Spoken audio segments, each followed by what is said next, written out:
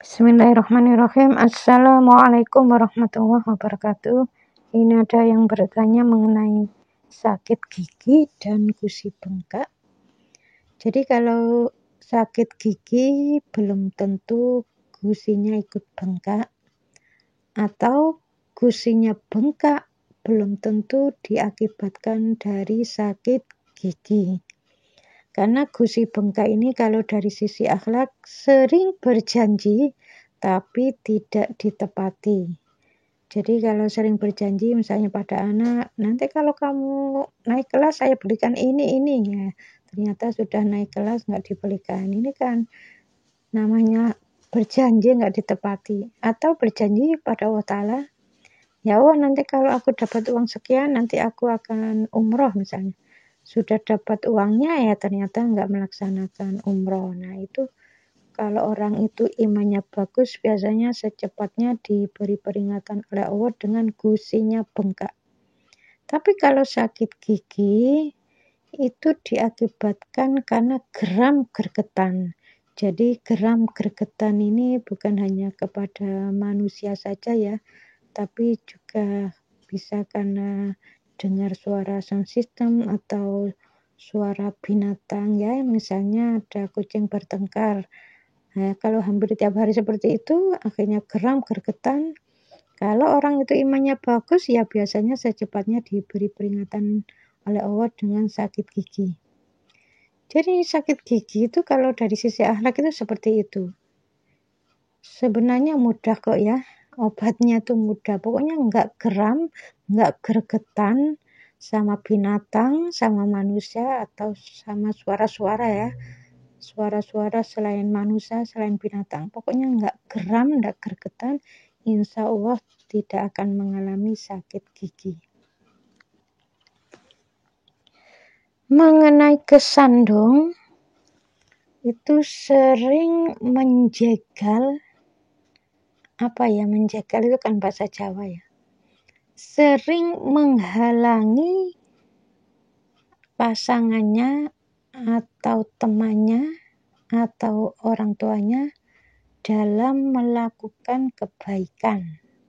Jadi kalau pasangan kita atau orang tua kita atau teman kita melakukan kebaikan ya sebaiknya ya harus didukung ya.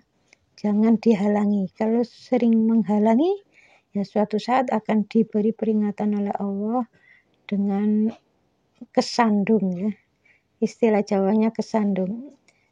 Jadi kalau terbentur, misalnya jalan terus terbentur kaca, karena nggak kelihatan kali itu kaca ya. Dikiranya ya nggak ada kaca karena terlalu bening ya mungkin. Jadi pas jalan langsung terbentur. Itu insya Allah sering makan sesuatu yang subhat. Contoh sesuatu yang subhat itu misalnya ada buah mangga jatuh. Ini kan kalau dibilang haram ya ada halalnya juga ya, karena kan nggak ngambil ya, itu kan jatuh sendiri. Ya, itu termasuk subhat. Dibilang haram ya nggak 100%, dibilang halal ya masih belum 100%. Jadi kalau orangnya sudah mengatakan ini ambil nggak apa-apa, nah itu sudah halal 100%. Nah orang-orang yang sering makan barang subhat itu kalau terus-menerus seperti itu melakukan makan barang subhat yang terus-menerus, maksudnya terus-menerus itu bukan tiap hari ya, pokoknya beberapa bulan gitu lagi.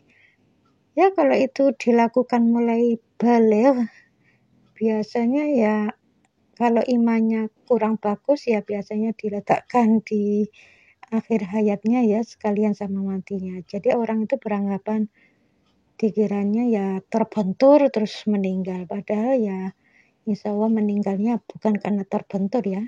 Ya bisa saja Allah itu mencabut nyawanya di saat terbentur ya bisa saja.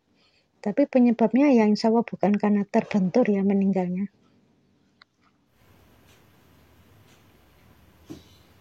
Pagi ini Bunda sarapannya sama nasi goreng ya. itu ada ati ampela, terus kentang yang dipotong dadu, dan minumnya air putih tambah es batu.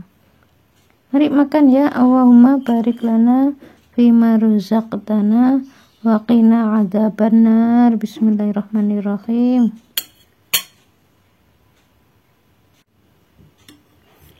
Sebelum tidur minum es susu, insya Allah bisa tidur nyenyak ya. Mari minum ya. Allahumma barik lana fima razaqtana wa qina adzabannar. Bismillahirrahmanirrahim.